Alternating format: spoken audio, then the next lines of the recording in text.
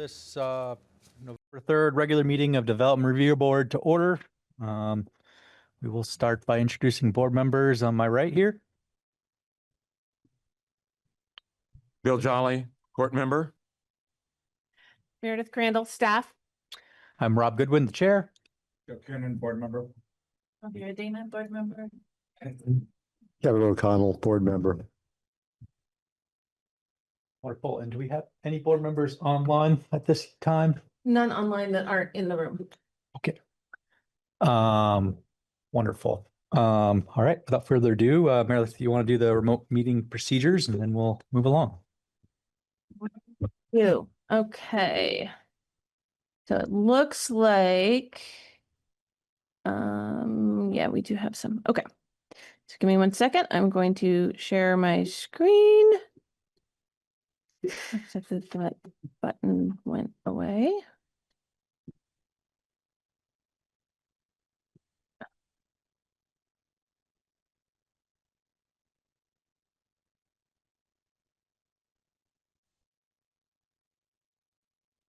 Okay, so for anyone watching tonight's Development Review Board meeting via Orca Media, you can participate in the discussion via the Zoom platform through either video or telephone access options. For the full video experience, please type this link into your web browser, and then you will be able to see us, we'll be able to see you, and you'll be able to have the share screen options. Alternatively, you can dial into the meeting using this telephone number from any phone, and when prompted, put in this meeting ID, and then you will be able to talk to us. We'll be able to hear what's going on. If you're having problems accessing the meeting via either of these options, please email me at mcrandall@montpelier-vt.org. I will be monitoring my email throughout the meeting. For those attending via Zoom, turning your video on is optional. And actually, if you're having problems with receiving video, turning your camera off so that it's not trying to upload while everything else is trying to download will actually make things a lot clearer. For everyone attending, please keep your microphone on mute when you're not speaking. This will help reduce background noise. And if you do wish to speak, please raise your hand. And you can do that either by raising your physical hand if your camera is on, or using the raise hand button on your Zoom toolbar, and then wait for the chair to call on you before you speak. The Zoom chat function should only be used for troubleshooting or logistics questions. Questions or comments about actual items on the agenda need to be made verbally. In the event the public is unable to access tonight's meeting, it will need to be continued to a time and place certain. I'll now hand the meeting back over to the chair. All right. Thank you, Meredith. We have an agenda. Anyone? Make a motion that we accept the agenda as printed. Seconded. Motion by Kevin, second by Joe. All those in favor say aye. Aye. Nays? Seeing none, we have an agenda this evening. All right, thank you all for being here this evening. I'm going to keep my comments, brief, but I just do want to remind everyone that civility tonight is incredibly important. And if you would like to speak, please raise your hand. Do not just start speaking. We will make a list of those, when we get to the public comment period of those that want to speak, and we'll go one at a time. And the process for this evening, we'll just have, like we've done before, the applicant, present, and then there'll be time for, public comment. And board members will have time to ask questions after either one of those. And we'd really like to limit the back and forth and the meandering topics. Meredith will review the scope in a second here, and the gavel will get used if we are veering from the scope that we spent the last time on this topic, discussing and narrowing down. So we're really trying to keep this efficient and to the point this evening. So thank you very much. And I guess we'll call up the applicant first, and then while they're up there, we'll swear everyone in that wishes to speak on the application. As our first order of business is reconsideration of 0 Town Hill Road. And so, yeah. Just you two speaking on your behalf tonight. No, we have Anthony Arapino, counsel, Okay. on as well. Hello, Get can you sworn see in. me? Yes, Yes. Anthony. Yep. Yep. New people.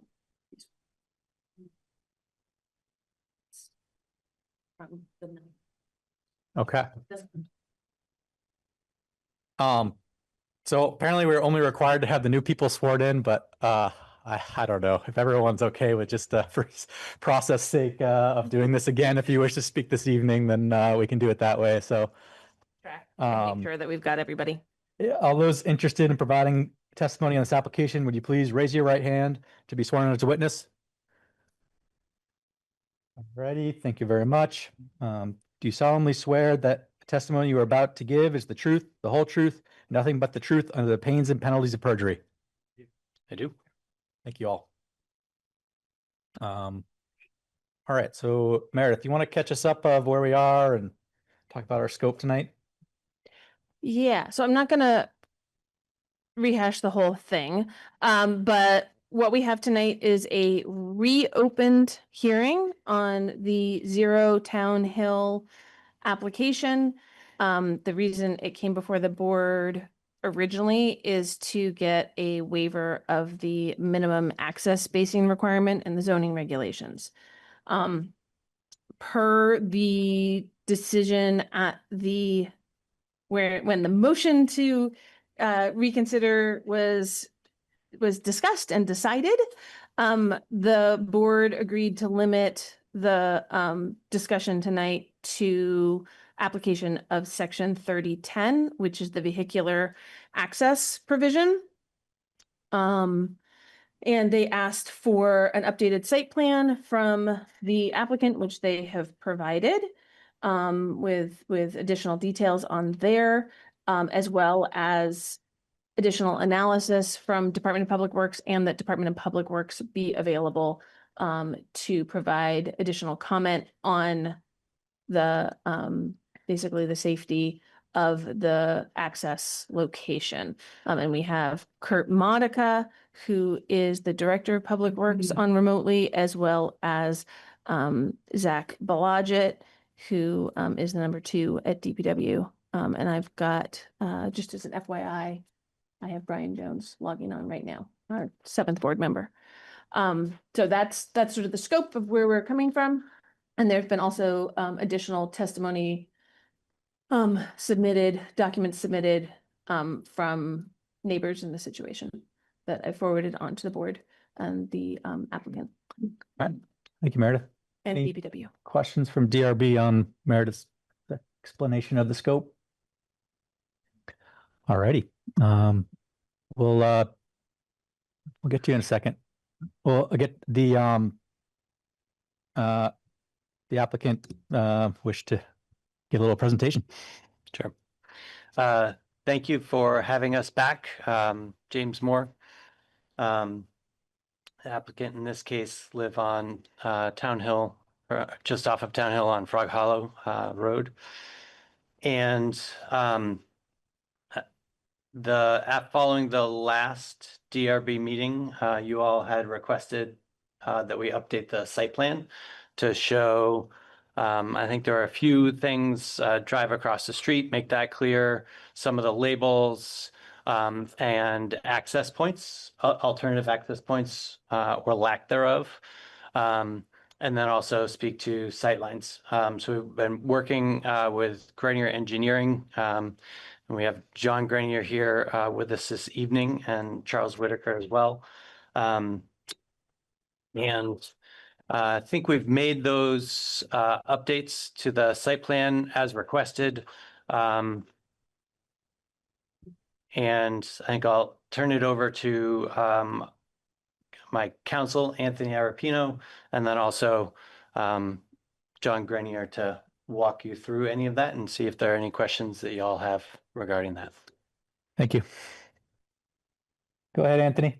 Thank you very much, Mr. Chair and members of the board. Appreciate your volunteer service for yet another Monday night. I'm sorry I can't be there with you in person. This was I was scheduled to be out of town when this got scheduled, so I hope my remote participation won't make things too difficult or inefficient, but I just have some questions to take Mr. Grenier through. Mr. Grenier, will you please introduce yourself to the board and explain a bit about your education and experience with regard to dealing with the kind of issues that arise in Section 3010 of the Montpelier zoning regulations, please? Sure. Yep. My name's John Grenier from Grenier Engineering. I'm a practicing civil engineer in the state of Vermont for 20 plus years. We've worked specifically on this project for James, determining the best location to access this site. Right now, we're applying for a curb cut for some to be determined project at a future date. We ran through the regulations and understood that we couldn't meet the 45 feet setback to neighboring driveways. So using our engineering knowledge, working with Public Works to determine the safest place to enter and exit this site, we chose the curb cut that's presented to you this evening. We do not meet 45 feet from the neighboring property directly across the street, which is at 184 Town Hill Road. We also are unable to put our driveway exactly across from theirs, creating a T. Some of the reasons for that are property lines, the development access is drops away from the street, so we need to place fill so that we have a safe landing spot to provide access looking north, east and west. And so we've picked this location for the curb cut. It's a generous curb cut. Fits into the site very well. We also can't move to the east to go up to get 45 feet from the 184 Town Hill Road because we would effectively be on the property line of 219 Town Hill Road. So we aren't able to move that direction as well. We reviewed the site with Public Works. They came out and did a study of site distances, safe stopping distance and intersection site distance, and agreed that the location provided was adequate, safe, and issued us a curb cut permit. John, can you just expand a little bit for those in the room who might not be familiar with the concept of sight lines, safe stopping distance, and intersection distance? What did you what are you evaluating there, and why is it important? Sure. Safe stopping distance is, can somebody driving down or up Town Hill Road see the intersection, see a car stopped trying to make a turn into the intersection and not run into the back of them? That safe distance is a V-Trans metric based on the speed limit on Town Hill Road or any other town or state highway. They also want a metric called intersection sight distance, which is if you are traveling down Town Hill Road, somebody is at this new curb cut and trying to pull out, that they see the car coming and have enough time to pull across traffic. So that distance is actually longer because it takes longer to cross traffic. We reviewed both those sight distances. You do that metric by standing 15 feet off the edge of the road, putting your eye level about 3.5 feet off the ground, which is considered an average car sitting angle, and you look left and right, see what you can see and measure those distances. We meet the safe sight distance, we meet the intersection sight distance, and that was confirmed by Public Works staff, and thus they issued the public curb cut permit. And can you just explain a little bit more? You mentioned the zoning regulations express a preference for opposing driveways, like one driveway to be aligned with the driveway across the street.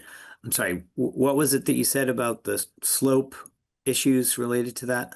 Yeah, okay, sure. I'm happy to do that. The site plan shows that we are coming onto Town Hill Road almost across from 184 Town Hill Road. White and Door are the owners of that property. If we couldn't meet the 45, there is a preference for intersections and driveways to be across from each other, just for better alignment. In this case, we are unable to do that because if we moved our curb cut down to be exactly across from that 184 Town Hill Road, we are coming off Town Hill Road and the land drops away fairly steeply. We are going to be placing fill there to create a safe landing spot.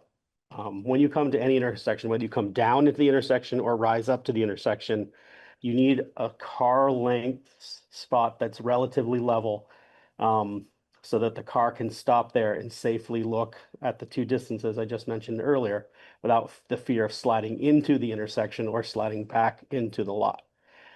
We are unable to do that in this case because the grading required to build that safe landing spot would put fill onto the neighboring property at 169 Town Hill Road. So we can't move our intersection down the road to be across because we would be grading off of our own property. The intersection that we have shown here in the curb cut is the optimum location that provides the safe landing area for a car to enter and exit off of Town Hill Road and also provide the required sight distances, which again, Public Works reviewed, Corey Line at Public Works reviewed, along with Kurt Montoya, and they issued the curb cut permit. Thanks, John. You mentioned the Public Works review. Specifically on this issue, they mentioned that the provided site plan shows the proposed access on the south side of the roadway located east of the existing access on the north side of the roadway. And then they said this alignment is beneficial as it allows for simultaneous left turn movements into the driveways without locking up traffic on the public roadway. Are you familiar with that statement made by the Department of Public Works? I am, and that does make sense. If you are coming up Town Hill Road or traveling eastbound and you want to turn into 184 Town Hill Road, you don't have a conflict with somebody turning into or out of our new curb cut. You can turn across traffic safely, unimpeded, other than the traffic coming down Town Hill Road. Same way, if you are coming down Town Hill Road headed westbound and you need to cross traffic to turn into our development, you don't have a conflict with 184 Town Hill Road. So that is an advantage of them being not 90-degree aligned, or if they were, say, flipped, if the 184 Town Hill Road was further to the east. The way we have it laid out allows for those crossing of traffic movements without conflicting with each other. Very good. Is there anything you wanted to say more, John, relative to the 3010 standards you evaluated when proposing this location for the curb cut? I don't have anything more. I just know that we worked closely with Department of Public Works and they agreed and approved the curb cut as proposed. Very good. I want to say just briefly, because I know we've talked about this issue and we're going to talk about it a lot more tonight, and that there is a lot of understandable curiosity about what happens after the curb is cut. This is about the curb cut tonight, and it should be obvious, but it feels like it needs to be said that when the owners of this property decide what project makes sense to go from this driveway to and from this driveway, they will need to seek appropriate municipal permits at that time. And all appropriate municipal permits provide an opportunity for public comment about the zoning standards that are applicable to the type and scale of development that's proposed. And so we've made our presentation tonight just on section 3010 because per Thank you, your... Anthony. Thank you. Excuse me. Come on. Excuse me. She's doing a whole big thing. You gotta get your time. Okay. We understand where we're supposed You to be. get your time, please. Sorry, Anthony. Thank you. No, that's all I wanted to say. Just make sure everybody knows we're talking about what we know we can talk about tonight. And when there's more to talk about, there'll be more opportunities to talk about it. Ready. Any questions board has for the applicant? Just it's clear that it's necessary to once again emphasize that we are dealing with the one specific issue, and that's it. We're not talking about future development. We're talking about the here and now. Thank you, Kevin. Alex? I'd just like to make a comment because one of the ironies of this drawn out process is that the driveway that is triggering our consideration of this curb cut is across Town Hill Road. And we have been talking almost entirely about potentialities on the south side of Town Hill Road. And I think that's part of what's made it confusing. And it wasn't until we asked that the applicant put the driveway that triggered this review on the site plan. Gotcha. Yep. My name is Bill Jolly. I don't have actually a question. I just have a thought that's gonna kind of permeate some questions that are kind of come later, probably to the DPW or others. To me, Town Hill is in particular that section of Town Hill is a very unique passageway, I might call it, because of its steepness, maybe because of its narrowness, maybe because of the in and out that goes in that area. I don't know whether the restrictions, when we talk about, development is talked about, will step into place in this concern, but I do have a bit of a concern that it is a really unique in several characteristics, and whether or not that should be considered by the board when making their decisions. So I just wanted to get that on the record. Thank you. Vera? So this application was reopened on the condition of some minor corrections to the site plan, additional information about the driveway across the street, and also means of alternative access to parcel or lack thereof. And I just wanted to get a little more clarification because I understand that we're by process of elimination, we have been led to believe that this would be the only potential point of access to the parcel. And I just wanted to confirm that understanding. So could you tell us more about the alternative access or lack thereof? You're gonna put the site plan up? Yeah. Okay. Yeah, we feel that this is really the only practical and legal access to this parcel by coming off Town Hill Road. There's kind of a unique property line layout here. If you go down the page a little bit. I'm trying to. Yeah, there you go. How much to show at once? Yeah, that's fine. Really, the only other way to kind of walk onto this property without crossing the 169 Town Hill Road or off of 75 Grandview Terrace is this very narrow 7-foot wide gap. And James's house is down here off of the site. So you would not be able to, like, if this gap was 50 feet wide or 25 or 30 feet wide, that could possibly be an access you could drive through. But as you can see, 7 feet wide, you can't get the grading or the roadway or the legal rights of way that you need for access between 2.7 feet wide. There's no other, this lot, as you can see, the boundaries here don't front on any other street. They're landlocked by 219, 245, 75, and then 169 Town Hill Road. This is the logical place to enter this property directly off Town Hill Road. It's the safest access. It's a major town road, sight lines, etc. And that's why the DPW moved the curb cut. Alex? Follow up on Alvaro's question briefly. Were the applicant able to negotiate a right-of-way across one of the abutters that was sufficiently wide? Is that out of line? Yeah, I think that we're just have to keep it to sort of what's been put in front of us. Unless, unless you disagree, but I don't. But do you have a comment? Only if you want me to. Yeah, I'd love the guidance. Um. So my understanding and the way I've been applying these and everything else is that you can't require somebody to do something on someone else's land under zoning regulations. Like even if it's a screening measure to benefit somebody else, you have to put it on your own land. Zoning permits are for the properties themselves. And so that's just like there is a preference in the zoning regulations for shared driveways.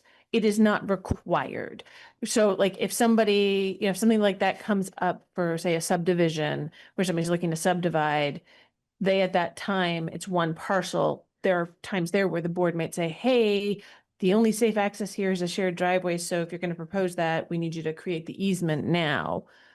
But And that's actually what I wanted to know is what kind of thing this hearing, the parts of it, has churned up a whole lot.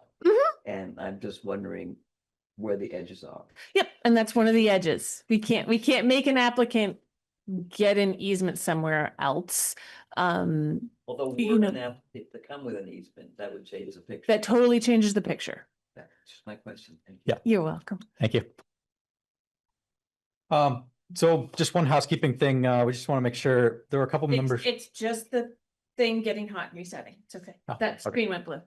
That there were a couple board members that didn't attend the original hearing. But I'm understanding, keeping up through email, informed me that they, had those that weren't there had watched the video and are up to speed.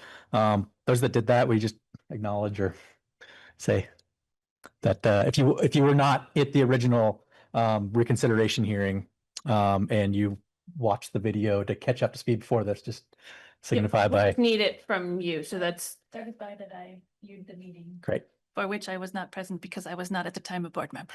wonderful. same for you, Bill. Because you weren't a board member at the 9:15 hearing. Sure, no problem. Yes, no, I confirm that I read everything that Meredith has sent and viewed the email, and I'll keep my video, and I'll keep my feelings about the video and the meeting to myself at this point. But yes, I watched it. Yeah. Wonderful. So was that Yep. confirmed? Thank you. Thanks. All right, thank you. So we did ask Public Works to come here, this evening. I think, the board's decision to make that request. We are actually sort of instructed to, in our rules of procedure, to call on, folks like Public Works within city government to weigh in on technical issues. And so I think that the best thing, it's Zach or Kurt that is planning on, presenting, but if you could just give maybe a little summary on your, review of this, project, any concerns or anything you may have to add to the presentation by the applicant this evening. Excuse me. Sure. This is Kurt Modica. I'm the Director of Public Works. So it was actually Corey Line from our office that reviewed this application. He's our transportation expert. He wasn't able to make it tonight, but he did provide some written comment on this curb cut and evaluated. He did a site visit. Basically stood at the point 15 feet off the travelway, is how the rules are written in VTrans, and looked both up and down the street, and uphill there is the full 335 feet, which is the recommended sight lines. There was slightly less than that on the downhill sight line, but it's very common for engineering judgment to be used when evaluating the VTrans standard. And what we did was, or what Corey did was, do a sight line at 11 feet back from the travel lane, which is much more common for the distance from a bumper of a vehicle to the driver, who is really what you're looking for to evaluate the sight lines. And in that case, there was the full 35 feet in both the uphill and downhill directions. So, based on that, we do feel comfortable issuing the curb cut in this location. It's not, we don't feel it poses any danger to the traveling public. And then it's, consistent with other curb cuts that we've approved in the past. But yeah, really, I'm here to answer questions. There's a full written statement that was provided by Corey. And if there's any further questions, I'm happy to answer those. Yeah, thank you, Kirk. I reviewed the written comments. I think board members, it all got emailed to them. Any questions for Public Works? I have a question. Yeah, we're about ready to jump right into the public comment. Can we just make a list here? You had raised your hand first. Oh, I had a question, but it was answered, Okay, but I do want to speak. Okay, so Okay. if we could just make a list and then we'll be able to check it off to make sure everybody gets at least one round beforehand. And I'm sorry, I can't always match names with faces after so many meetings. So if you could just run through, and I think all of you had raised your hands to talk. So. who wants to go first? Whose name you want first? Who wants to go first? I'll go first. Okay, great, Steve Neff. great. Who wants to go second? Your name? Jessica Ball.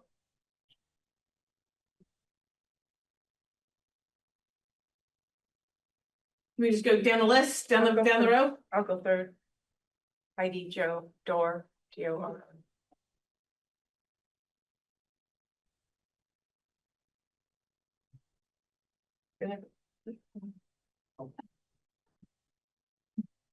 Sorry, that was Lawrence just, Forsyth.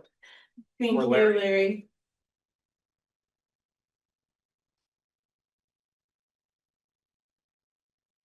Did you want to talk? No?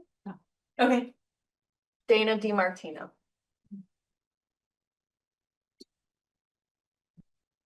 To the ones in the room, and then we'll circle back to the Zoom platform and see if anyone wants to go. Steve? Yep. So I'm at 245 Town Hill Road. And I just had a question for DPW.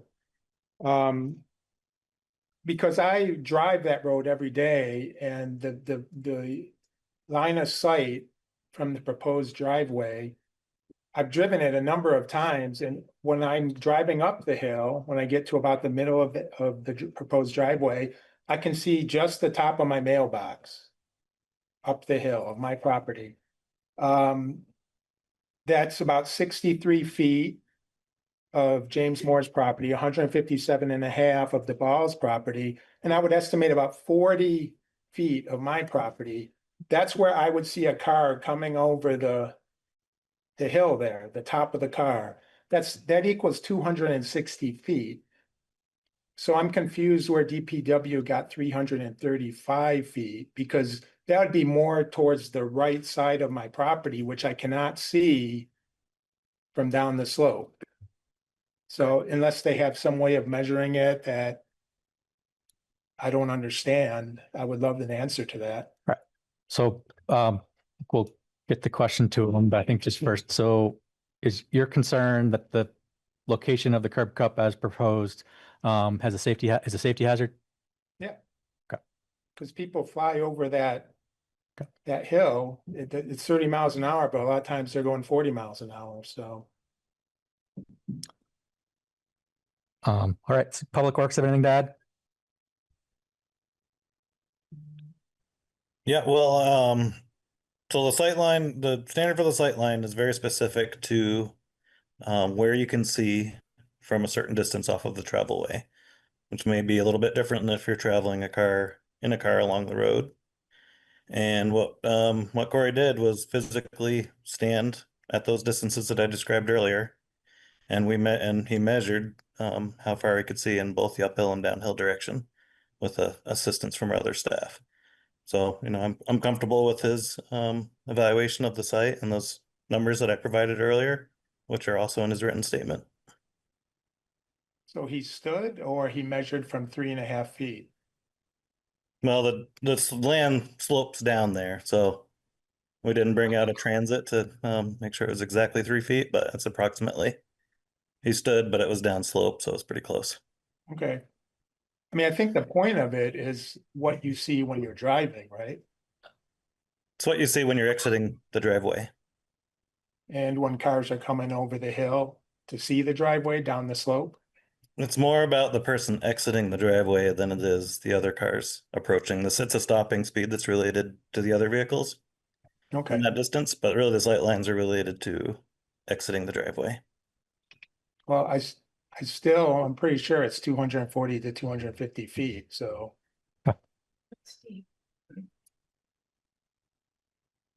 It's not just about what's driveway, it's about general traffic. Can I bring up another topic? Please. Can I talk to the board? I don't know if this is allowed. I'm confused about this. I'm new to this. I printed out all the rules here. Yep. And I'm in my binder, and I'm amazed that you guys have the most respect that you're volunteering to do this and you're have to know all these rules. It's kind of mind bending, but I guess my question is, why is the scope of this question so narrow? I listened to Anthony on October 6th say that to discuss the curb cut, the scope has to be narrow. It's 30-10. That's all the scope is. It's 30-10. And I thought about that a lot. I looked at these rules, and on the first page of the rules, it says what the purpose of these rules are and what the purpose of the board is. It says these regulations implement the policies of the Montpelier Master Plan and the Act. They are intended to, one, ensure that development protects public health, safety, and welfare. So that's in my mind, that's one of the main purposes of the board and these regulations. Safety, welfare of the public. And in that September 15th meeting, we talked about storm runoff. And I'm not sure if I'm allowed to talk about that, but I would love to give a pitch why it should be thought about and talked about. Can I do that or no?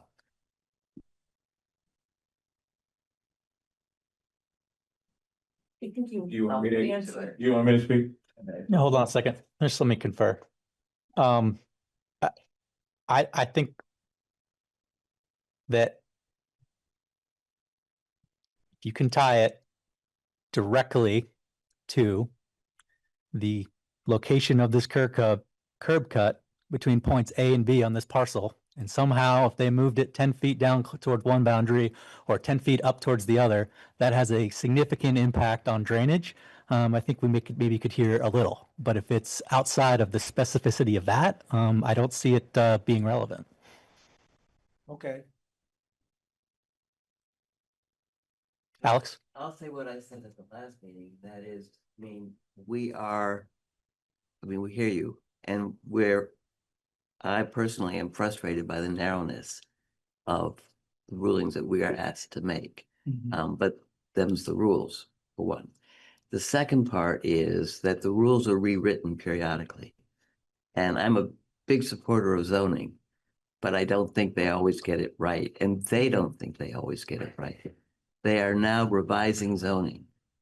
Yeah. And that would be a place to bring this kind of concern where decisions are made on very narrow grounds and larger issues aren't allowed in.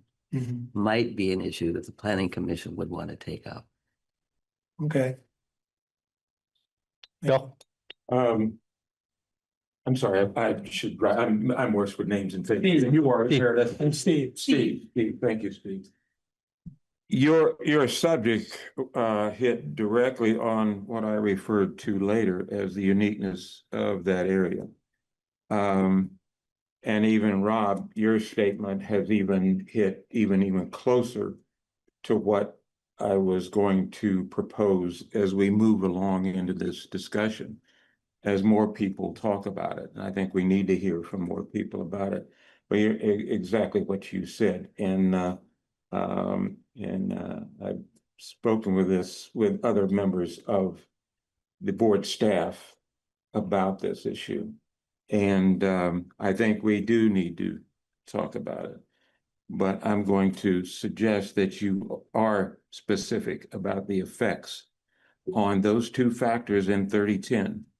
Just those two factors, the actual location and design of the curb cut and the driveway with regard to fill, etc., that will have an effect on those two factors within that space. If you can keep your comments and everyone up to that, then certainly a motion might come from me as we move along in this to make sure we address that, if not tonight, at another meeting to this, which there might have to be considering the nature of what I think you're going to talk about and what the others are going to talk about. So I will just let that be. It's just a follow up on putting my comment earlier in the record. And I would love to hear how you're going to express it. And Jeff, Yeah, so I'll hold. Bill, I think you're providing a little bit more latitude than what the reconsideration order had given. So I guess I would say that I kind of explained, like my narrow scope of this, and if you would So like you want me to tie it to the curb cut? to the location of the curb cut. Yes, I Yes. can do that. Just so you know, Anthony does have his hand raised, so if there is an objection, it should probably be. All right, Anthony, But we'll let you had something. say your 2 cents before we go along.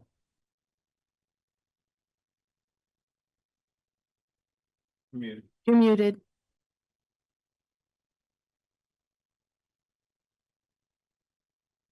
I think Board Member Hollis had the right of it when she appropriately cited the narrowness of the standards. And I am concerned that some of the comments suggest that the DRB would like to apply a different standard than the Planning Commission has written and would like the standards to be broader. And if that's the case, that's a conversation for with the Planning Commission. I think we spent a lot of time at the previous meeting talking about why, legally speaking, stormwater drainage was not part of a standard 3010, which is about traffic safety. And it would be very frustrating if the board would backtrack on that tonight, and I hope they wouldn't. First of all, that's just a legal point as to what evidence is relevant under 3010. The second thing is, though, we have brought with us tonight, from your last hearing on 116 Town Hill Road, somebody who is a certified expert in stormwater drainage. And he's not here to talk about stormwater drainage tonight because it's not relevant. And that was something that was discussed thoroughly in your reconsideration hearing, and we thought was made clear by your reconsideration order. But if you're going to allow others to speak to this question, which is a highly specialized question, I need to understand what experience any of them has, what experience, what expertise, what training, what licensing they have to offer an opinion that moving a curb cut in a certain amount of direction in either direction affects the stormwater drainage. That's a very technical question, and it would be an extreme relaxation of the rules of evidence to just let anybody get up there and offer an opinion on that question. So to summarize, not legally relevant, thought we had spent a whole other meeting deciding that, number one. And in fact, number two, if you're going to talk about it, what is the qualification of those who wish to speak with it? It's a highly specialized area. I believe Board Member Kiernan mentioned that at the last meeting. Well, we live there, so that's. Hold on a second, Joe, go ahead.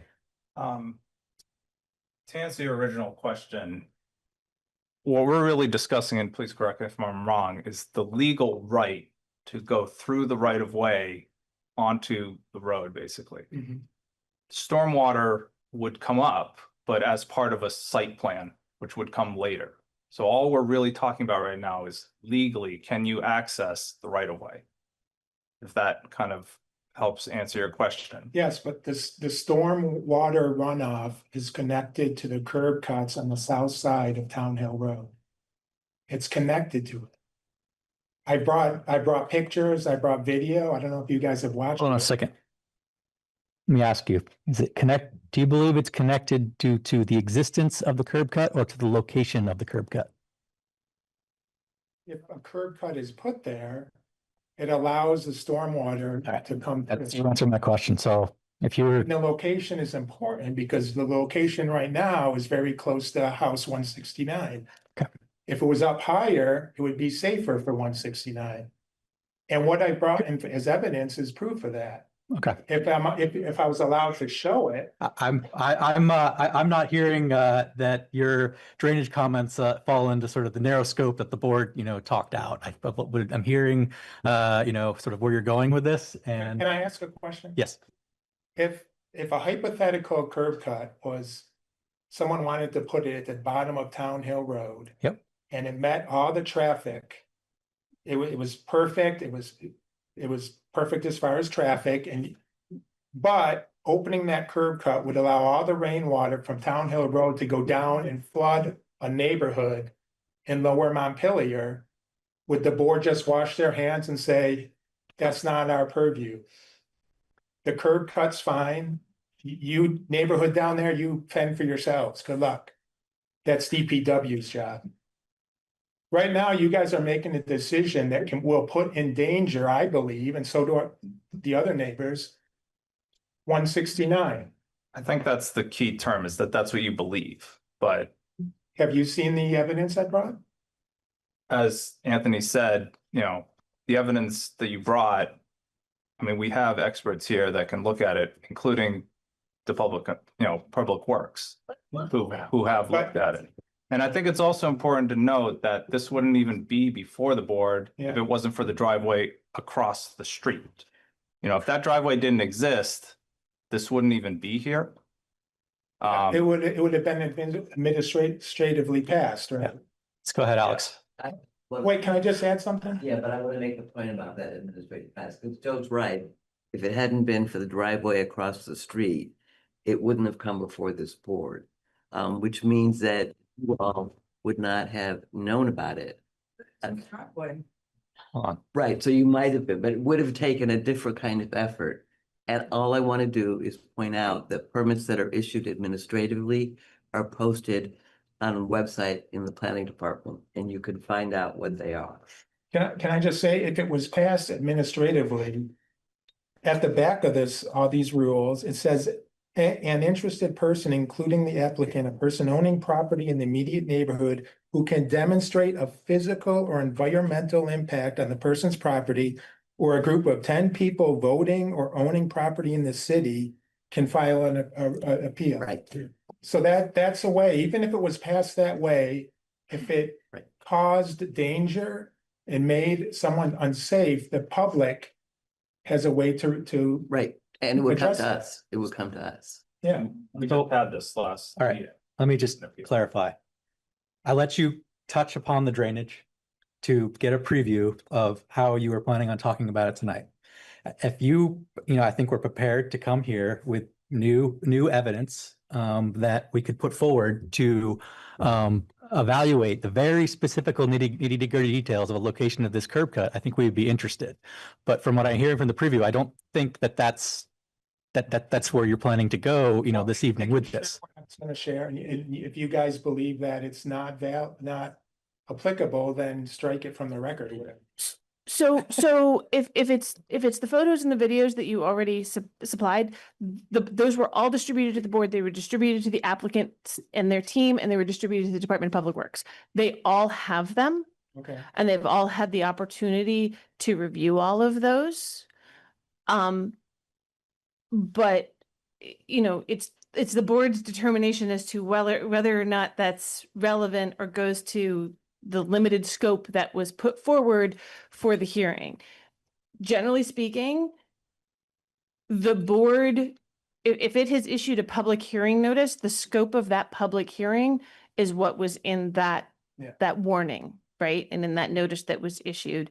And this is just a note for all the board members too. If you start veering out of that scope, you've then set it up so that the applicant doesn't know what's being discussed. The witnesses you have from other departments don't know what is now going to be discussed and haven't prepared for it. And even other neighbors who got the original notice don't know what was going to be discussed. So if something like that were to happen and you were going to try and re-broaden the scope again, I'd have to issue a whole new public hearing notice, or you'd have to call it, and it's just flagging that for you, that the scope was put forward for a reason. Yep. So that everybody would know what was going to be discussed tonight, and you have the ability to determine whether or not what Mr. Neff is proposing is relevant or not to the noticed scope. So can I talk about the site, the proposed site for the curb cut and the characteristics of that site when it rains? Can I clarify Yes. something? As a very new board member, I'm obviously still just learning, but my understanding is that we're not in a position to deny access to a parcel unless there are extreme concerns or objections beyond what have already been discussed, right? We have DPW confirmation. We understand that it would be an impossibility to comply fully with the 45-foot clearance, et cetera. There could be questions about the exact data that was used to determine safety and so forth. But in fact, our purpose is not to consider denying the curb cut. It's only to consider its proposed location per the site plan. So it's not a question of whether there would or would not be a curb cut. It would be permissible. It's just the location. That's correct. Okay. So the curb cut is already thumbed up. It's like a thumbs up. This board agrees, this will get to the room, that we believe that this parcel has the right to a curb cut. The only question is the location of the curb cut on the frontage of the parcel. None of the board is unbiased. Yeah, okay. We're gonna go on to that. It's a property rights issue under state law. That the parcel is existing. If the board decides you can't have a curb cut, so you can't access your property and you can't use it, then the board has just stepped into a huge constitutional law issue. Yeah. Which, yes, I warned them about, and it's in the staff memos to the board on it. I don't even remember which one at this point because there've been enough. So just flagging that for you, that's where that particular language is coming from. I just need to sum up why I'm up here. Okay. The only thing protecting 169 on that road is the curb. Well, there's three things. There's the curb going up the road, and if you've seen the videos, that's stopping the rain from coming into their property. Secondly, it's the distance from the Ball's curb cut. All that water comes through their curb cut, comes straight down towards 169, but it can't make it, for the most part, sometimes it does, to their property. And thirdly is the slope.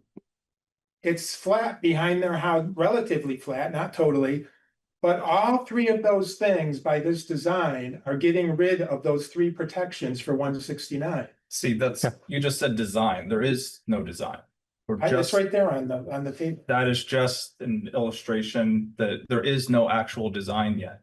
So we can't there isn't. You mean for a driveway? Right. Yeah, there's Nothing. fill on the curb cut width. Yes. Yeah, the width. okay, no, But okay. what we're supposed to determine right now is, can they legally access the right of way? It's just a legal question. Now, I realize that the term curb cut kind of implies something more, but we have been instructed not to consider anything other than their legal right to access the right of way. I mean, it allows the curb cut. It doesn't allow, it's not saying that there's going to be impervious surface there. they're gonna put in the fill. That's gonna happen. There is gonna be a curb cut because they need to be able to access the property to put the fill in, Yes. but right? even Versus if there was- crushing the curb. Even if there was no curb there, it would still be called a curb. Yes, correct. Even if there was no curb there, it would Just still be kind of called the a curb cut. terminology that we use. Yep. Well, that's all I wanted to say. right. Thank you so much. I might be back, Okay. let my neighbors speak, but I want to thank you for your patience. I'm new to this. so- Thank you. Yes, thank you. Hi, good evening. My name's Jessica Ball, 219 Town Hill Road. I actually just want to keep this really brief. I have a couple of questions primarily for Kurt and the DPW team regarding the site distance calculations that were performed when they came out to view the site. So my first and primary concern in this entire discussion, and the reason why I'm here tonight, is safety. I can speak to the same point that was mentioned earlier by my neighbor Steve, that when I turn out of my driveway, I have a couple of seconds if I'm making a left-hand turn before a car's coming over the blind crest of the hill. And there's some really unique characteristics about this curb cut location, but really my questions are, how on earth did that pass? Because I'm really curious to see the math on it. I'm curious to see the values. Andrew, if you want to know how much math I took in college, I can tell you. But I did the calculations myself, and it was a big fail. So I really would love to see the math on it. Furthermore, I'm a little bit concerned when it was mentioned that an actual measurement wasn't taken from 15 feet back and they were just standing there looking. So I do understand that the VT trans and the standard is 3.5 feet off the ground when you're sitting in a car or whatever. But I'm really curious, what is the grade that was calculated? What is the stopping site distance for the grade of the road? And how on earth did it pass?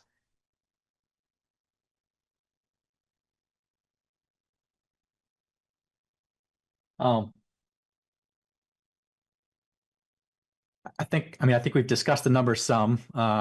Kirk, feel free to add anything more to your explanation of your measurements if you would like. But I think the board also respects your professional, opinion and determination, and engineering judgment. So if you have anything to add, Kirk, please do so. Yeah, well, I think the point is the standard is 15 feet back from the travel way. That's the VTrans guidance. Yep. That standard is, as most things in engineering world, is extremely conservative for like a very large vehicle. Most cars, if you think about where the driver's sitting relative to the bumper of the vehicle, there's very few vehicles that are 15 feet from sight line where you're sitting in the driver's seat to the front bumper. Most of them are, almost all vehicles nowadays are closer to 10 feet. So, so it's true that if we held a very hard standard to the 15 feet guidance in VTrans, that it doesn't meet the sightline distance because there's a pole and a tree on the downhill side. But using common sense and changes in actual geometry of vehicles, today's vehicles, that's where we established the 11 feet, which is still conservative, kind of a foot longer or further back than most vehicles. And in that case, we do have the full 335 foot sight lines in both directions. So, I think it's, what we didn't do is take a transit and get exactly 3.5 feet, but vehicles also vary in heights. So, a Prius is much lower to the ground compared to a pickup truck. So there's a variability in that. So, as far as math and numbers, it wasn't conducted. Like what was your length of the vertical curve? Again, this is a visit. This was established by a actual site visit, viewing up and down. We weren't doing How was it measured? calculations. We measured lengths, but we're not calculating vertical curves. We're physically. How did it pass or fail? By a site visit conducted by our transportation engineer. Okay, but what did you use to measure those distances to determine whether it was a pass or a fail? I'm just trying to get a better understanding of how does it pass or fail if there was no measurements taken here. We measured up to 300 and there was a length measurement taken. So we measured down the road from driveway to make sure that it met the 335 feet in both directions, and that was done. So how far can you actually see is at least 335 feet? And yes, it passed because they could do that at 11 feet off the travel lane. Okay, so I'm not even as concerned about being 15 feet back as I am when you're trying to make a turn from the curb cut location. Let's say you're making a left turn into downtown Montpelier, which is probably more common for most drivers. My concern is the stopping site distance. Even at the 320 some odd feet, it still doesn't meet the requirement if a car is moving 35 miles an hour cresting over that hill. If a car is Yeah. cresting over Town Hill, I can pull up my math and we can compare math, but I didn't see any calculations done in that report that we were to review prior to today's meeting. And as far as I've been able to tell, there isn't enough available time for a car to safely make a left-hand turn out of that driveway before a car crests the hill. What did you get? What did you get for a sight distance? Oh, You mean the stopping distance? Stopping distance. stopping distance? Okay. So I'll give you my values.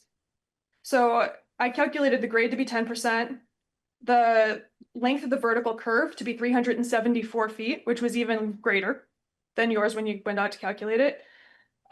Based on, and I even was conservative. I said, let's say a car is moving 25 miles an hour over the hill, which we all know they're moving faster than that. But I said, okay, let's say at 25 miles an hour, the ISD that I was able to calculate was 327 feet, and the site stopping distance was 103 feet.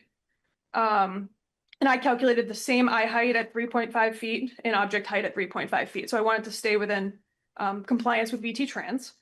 And basically looking at those numbers, it failed. And let me pull up exactly how much it failed by. So it was short by 98.2 feet. So, and I was being very conservative because I used a lower speed than the actual speed limit, and I measured a much greater distance. I actually just used the property lines provided in the chart to estimate that vertical curve, and then I went out and measured it again. So I was trying to be very conservative. I basically went from the beginning of the curb cut location to basically beyond the mailbox of the Neff property. So just, I'm throwing that out there because I'm not very confident in the engineering analysis that was done. I'm concerned about safety, and I just want to make sure that the board is aware of perhaps some of the shortcomings. So, That's it. well, thank you for the detailed analysis. We'll let the applicant respond that when we get there. But the board has the the evidence to consider in our evaluation. So thank you.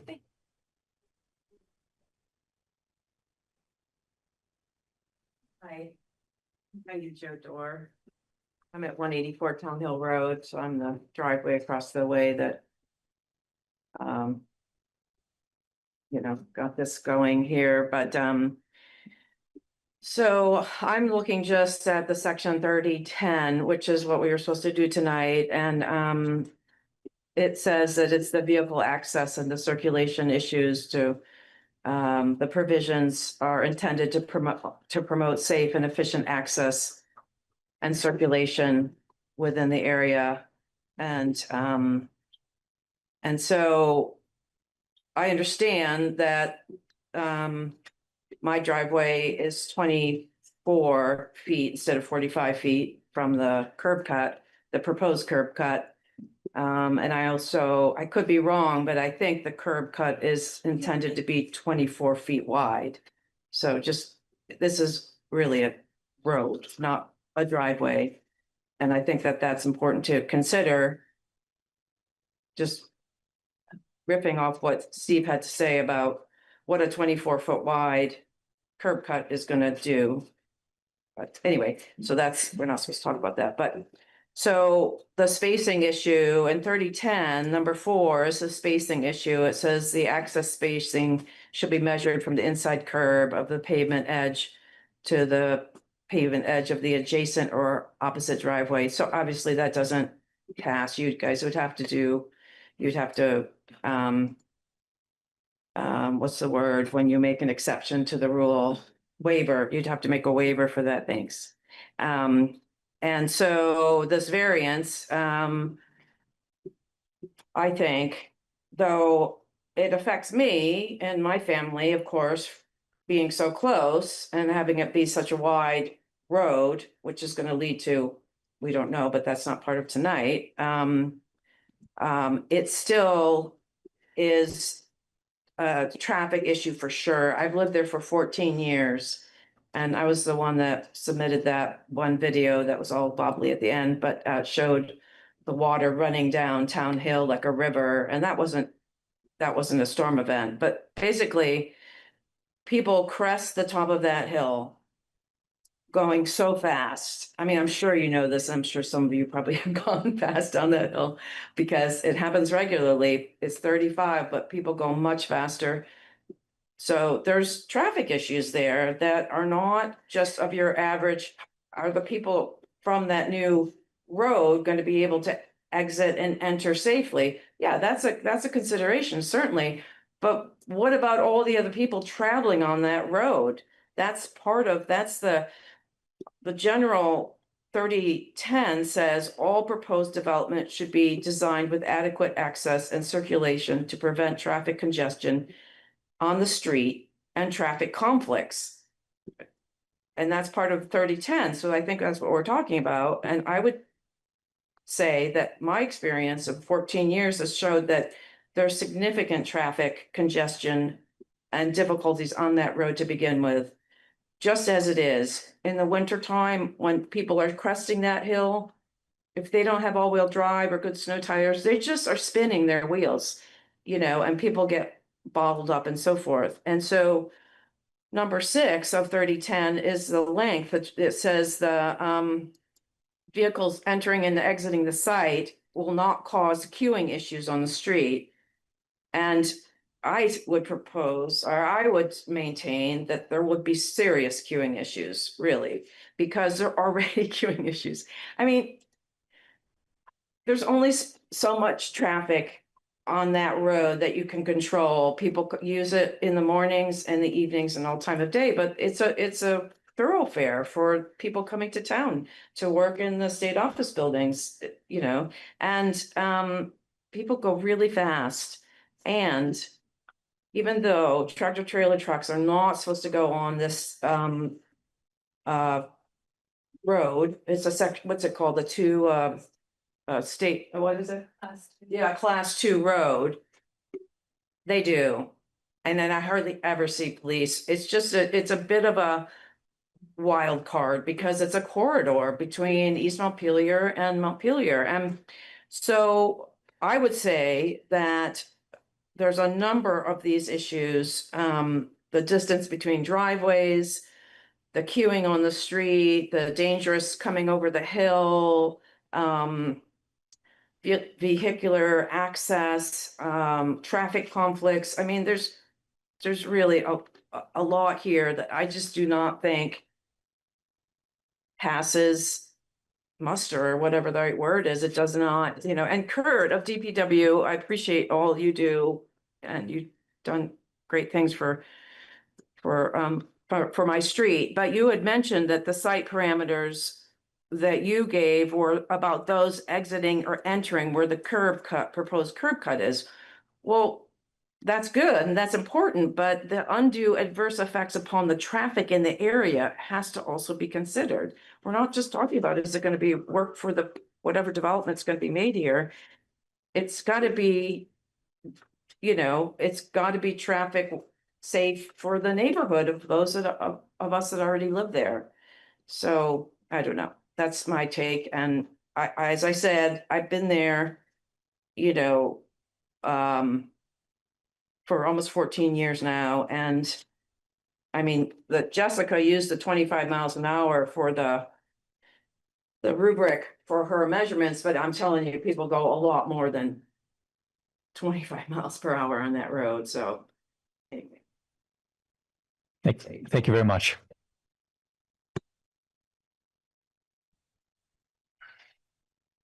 Next. Larry is next.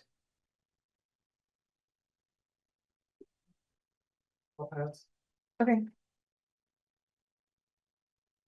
Dana? Yeah. I was just gonna do sort of a summary, but this meeting's sort of taken my brain a lot of places. I know you guys are frustrated with us. I can see it in your faces. Not this side of the table, maybe, or maybe that side, but I get it. I get it. And I have to say, again, the videos that my neighbors sent, you sent them out to the board. Joe, have you seen it? Because I want to confirm that I have watched all the videos submitted, appreciate that. viewed all of the photos that were submitted. So just certifying that thank you. indeed I have viewed that content. I would like to know if everybody else has actually seen it, because Joe, you had stated in our last meeting that we're not sure which way water flows. So we gave you evidence, and I would like to know that you've seen it before you vote. I feel like that's fair. So that's that. Second of all, I'm sorry, Meredith. I know I'm taking up a lot of your evening. No, that's not. No, it's a lot of eye rolls and head scratches and this, and I get it. It's fine. I don't want to be here either. Mr. Chair. I just want to. Can we just, Yeah, you got it. My neighbors are amazing. They're here to back me. 169 Town Hill Road. Do you have neighbors like this? Because I do. And I think it's negligent of DPW. I've measured myself. Jess has measured. The Neff's family has measured. It does not meet compliance. So it's straight up negligence. I don't know what we can do about that. There's no stormwater mitigation or erosion control because that's what they decided. I don't know what I can do about that, but I think it's negligence and the city will be liable when there are accidents, children hit, you name it. Flooding happens. It's not on me, but it's I'm not gonna have anywhere to live. So thank you. thank you for your comments. We're gonna allow the applicant to provide a rebuttal, and then we can do a second round briefly. Anyone on the Zoom platform that would like to comment for first time?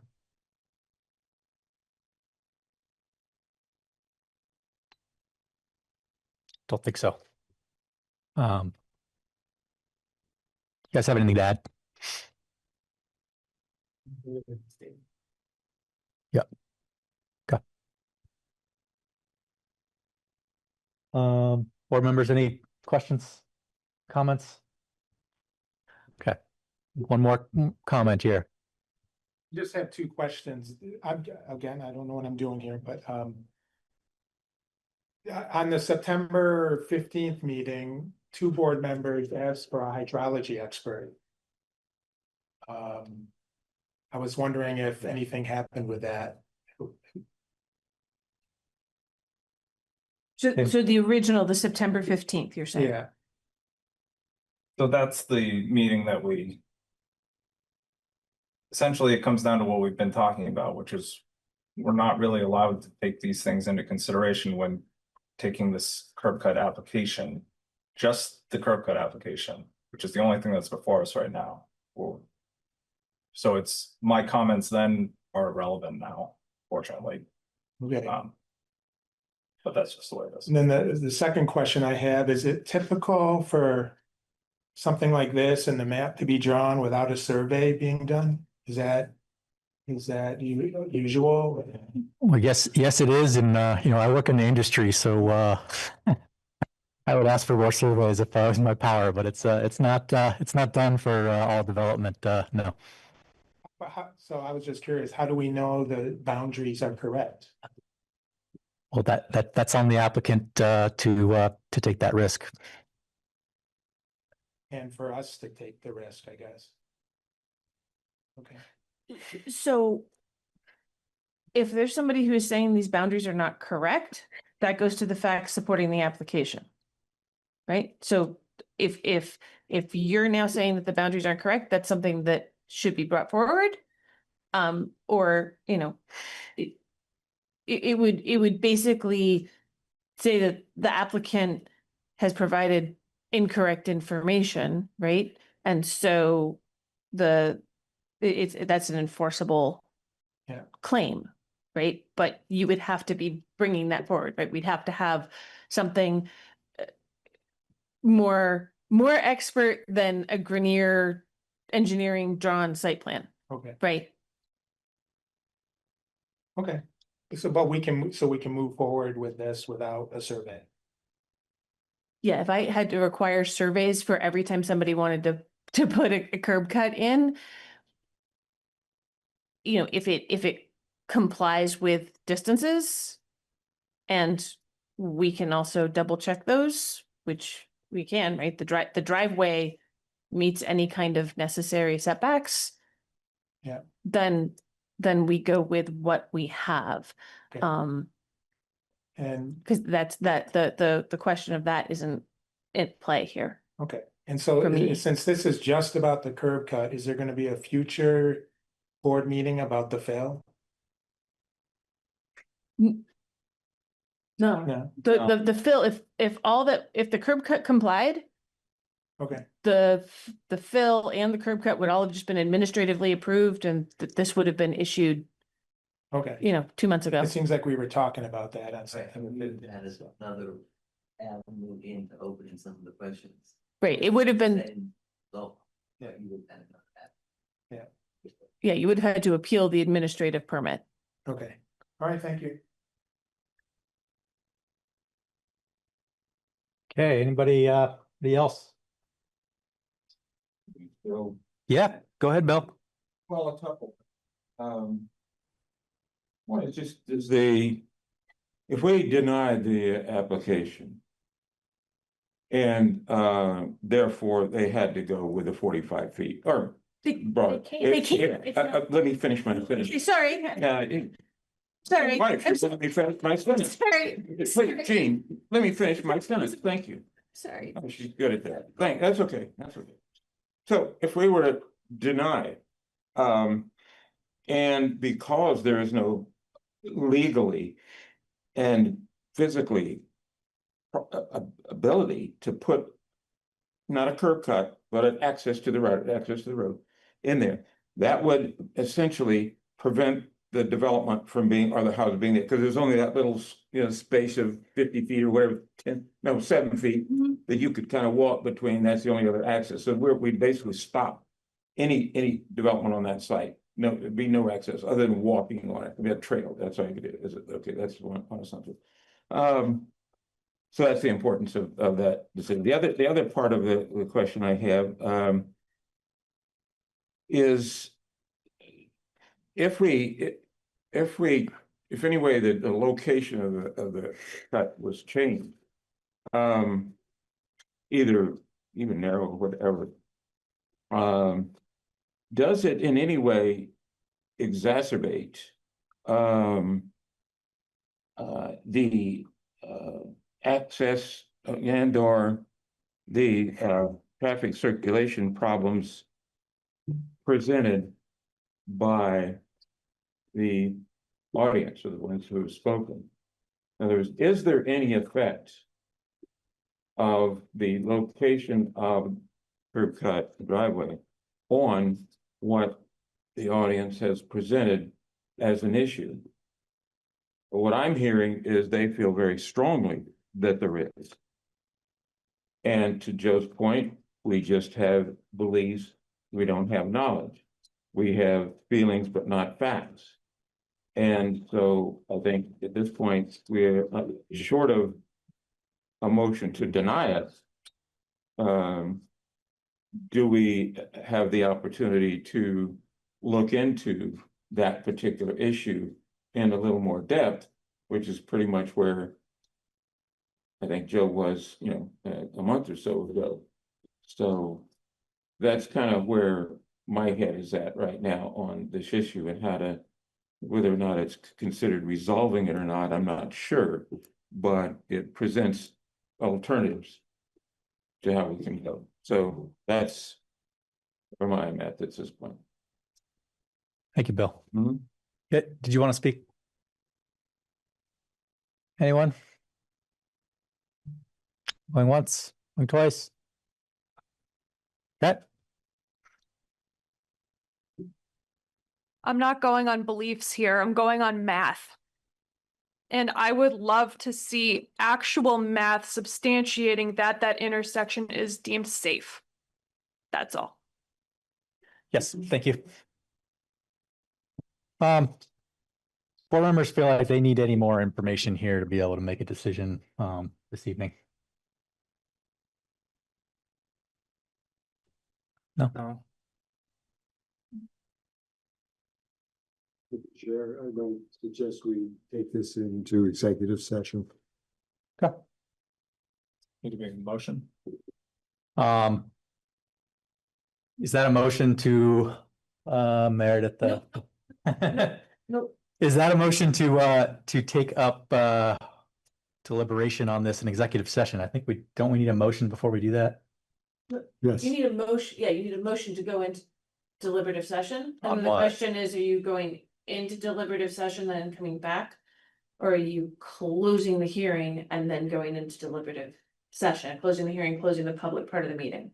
Right, there's two different ways the board has been doing this over the years. I think what has been most common is that we have closed the public hearing and gone into a deliberative session. It hasn't happened in a while, but that was how it was done most Yeah, frequently. so if you do that, you've done that where you close this hearing and move that you're gonna go into deliberative session after the rest of the public meeting is done.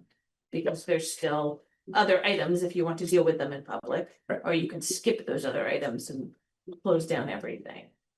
Right then and there, right? Because there's just minutes and other business. The minutes, if those get approved and other business. An adjournment needs to be public. That's all. And then there's a new date certain set. No, you can make, the board's allowed to make their decision in a deliberative session after the close of the hearing. The hearing is closed, that means no more testimony, no more input. Alex, There is the option to also have a deliberative session without closing the hearing. That was But what people go happened. out, that's most what happened, recently. yeah. most recently. That's what we happened did. most recently. I'm where su- Everybody talked and then people could come back in. I'm suggesting that we go into deliberative session with the closed public hearing, not and issue our findings at a date certain Well, yeah, within 45 days. within the 45 days. Yeah. I think considering all of the very legitimate concerns that people have here, we've got a lot to shovel through. Yeah, and so that's, as long as, if board members feel they have enough information to make a decision. Yes. If there's some who don't feel like they have enough information to make a decision, I would recommend doing the deliberative session without closing the hearing and then let people know afterwards, but. Do you have a question on the process? Yeah, I wonder. I'm sorry, can you come up to the microphone? I Heidi. can't take notes that fast. Yeah, that's okay, no problem, sorry. If the board votes to approve it, are we able to appeal? Yes, course. oh, okay, and then do we have to do that within a certain period of time, or? Yes, there's a 30-day appeal period Oh. after the written decision is issued, and Okay. it would, after the signing date of the written decision. So then you let us know, all the people Yep, that signed in, how. Yeah, okay. everybody would, who has testified during the hearings or submitted written things or photos gets a copy of that decision. That's one reason it's so important to make sure that I know everybody's addresses. Okay, great, thank you. Clarifying question. Yes.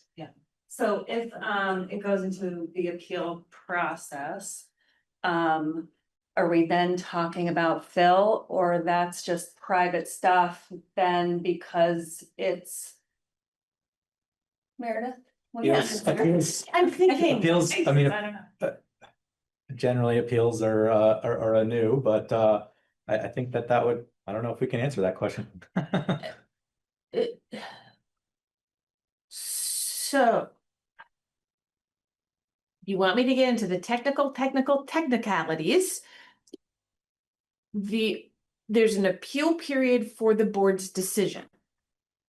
So Yeah. the written decision the board would issue is if somebody's appealing that, then I believe you have to appeal it based on what the board's decision says and the things that they go over, right? There's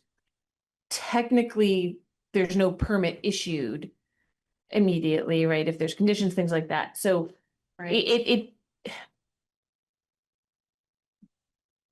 think a court would determine whether or not what you put in the appeal was applicable if you were appealing stuff about the fill. I honestly don't have that answer, because usually when these things come before the board and it gets appealed, it's the entire scope of the application that has come before the board, right? It's like a major site plan, it's a subdivision where the whole thing came before the board, because I wasn't authorized to issue any part of it. So honestly, I don't know if a court would say that the fill aspect was an appropriate appeal issue if what the board rules on is Okay. the curb cut only. So do you think after the appeal process, we'd be addressing a larger scope than 310? So the appeal process is directed by whoever appeals the board's decision or the permit. That's where the appeals process, there's a 30-day window after the decision for an interested party to appeal the board's decision to the environmental court. And you have to specify what that is. Anthony's got his hand. Well, yeah, I just, like, in fairness to the applicant, I don't understand why it's the board's place to be giving legal advice. Your job is to make a decision, please. So Anthony, my job as staff is to make sure people are educated on the next step. So I'm just letting you know, that's my job as staff. Well, People throughout this period. You're entitled to tell them that when a decision is issued, they have 30 days to appeal. I think you have gone beyond that, and I don't understand why the board is entertaining more of that. That's all you need to say. When there's a decision, you have 30 days to appeal it. Kurt, go ahead. Perfect. Thank you, Meredith. Yes, thank you. I just wanted to respond to one of the public comments made earlier about the stopping distance. So that's a distance that you take off of the VTrans standard B71. So it's essentially a chart based on the speed limit on the posted speed limit on the street. And so there's not, we did not calculate that. That's not how that's evaluated. Calculations are already done based on the standards. And we did determine that it did meet those stopping distance standards. All right. Thank you, Kurt. I will entertain a motion as we discussed. I would recommend that we adjourn the public hearing, and at the end of the agenda items on the for tonight, that we then reconvene in deliberative session. Motion by Kevin. Second by Alex. Do a roll call vote on this. Alex, how do you vote? Bill? Yes. Rob, the chair votes yes. Joe? Yes. Elvira? Yes. Kevin? Yes. All right. Brian's on. Brian? Yes. 7:10. Okay, great. So that's unanimous. The public hearing is closed. We are on. Thank you, applicant. Thank you, Anthony, for participating. I will note that I prefer to be on this side of the Zoom platform, you on that side versus vice versa, but just kidding. So Brian, what I'm gonna have to do is I'll send you a link to a separate Zoom meeting. Okay. For the deliberative session. Okay. Yeah, Just don't send off now, because there's still the open. What degree of the rules of evidence apply to a meeting like this? Things like that. So it'd be the Vermont League of Cities and Towns, which provides, if you're a league member, provides municipalities with guidance and legal advice for no additional extra fees. It's the same information that's in the documents that we already have. It's Potentially. kind of like a quiz or kind of where. No. It's a training so that they'll talk about other things and also be available to answer questions that you may have. Someone who is an attorney and does these things and works with this all the time. So These things are not static. They change from time to time too. Yep. And it's, I think, something that should be done annually, really, for, for boards like this. And that's why I feel strongly. If everyone thinks they know all the answers. Well, I'd be kind of curious what some of the our surrounding neighbors, what type of training regimen they engage in. I mean, just as a basis of comparison. There's been a lot of talk about how we're a quasi-judicial body, but Yeah. I think we're more like an panel jury than we are judge. These kinds of discussions are part of why we're doing this. But I mean, Vermont League of Cities and Towns does this for other towns. So All right. this is it's not just Montpelier. I mean, they were saying, hey, maybe we could coordinate with this other town. And it was like, oh, that's not going to work out. So it's not just Montpelier that does this, but it does. We also know what's straight up.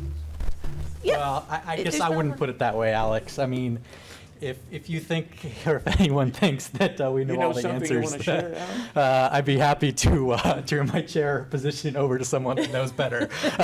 So I'm eager to learn. I think this is been a long time coming, and I think it's a great opportunity. I don't mean to be disrespectful, but I also don't like being disrespected. And I guess Alex, I know what you're referring to, and I guess the way I view that, I think that those were comments that I would make myself to the city council about the resources which I think this board needs in order to function, effectively. And I think that considering how that was said, I think it was done in a very cordial way. It could have been much more nitpicky and and whatnot. So. Yeah.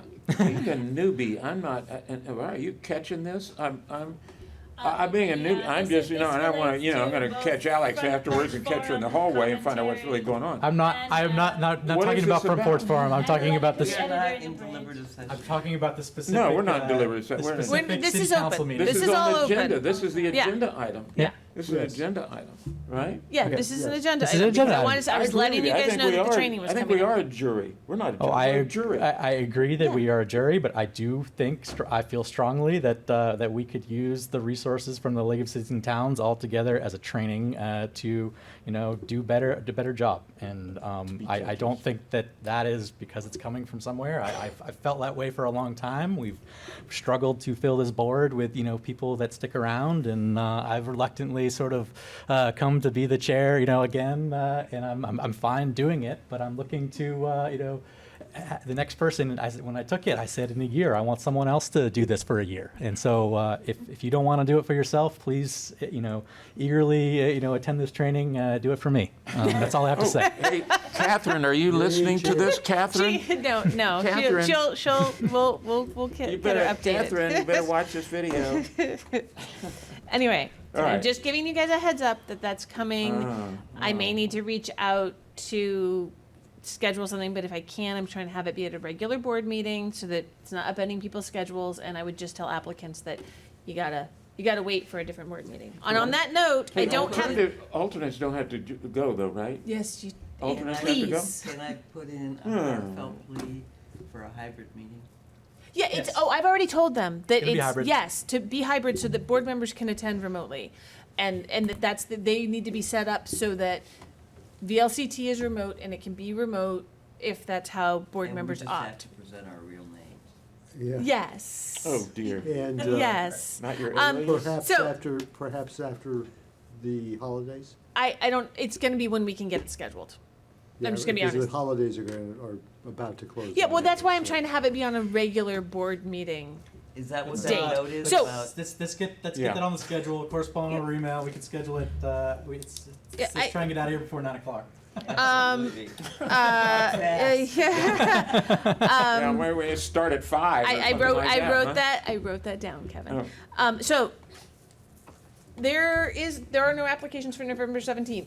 So unless suddenly VLCT is like, we can do it on the 17th, which I don't think they can, there won't be a board meeting in Great. 2 weeks. Block the date. I do have an application that I've got to review this week to see if it will make the December 1st agenda. But I've got to go through that packet still. I just haven't had time today. That's all I've got for the regular meeting. Minutes from, Oh, we already did the minutes. oh, we did that. It's okay. Move to adjourn.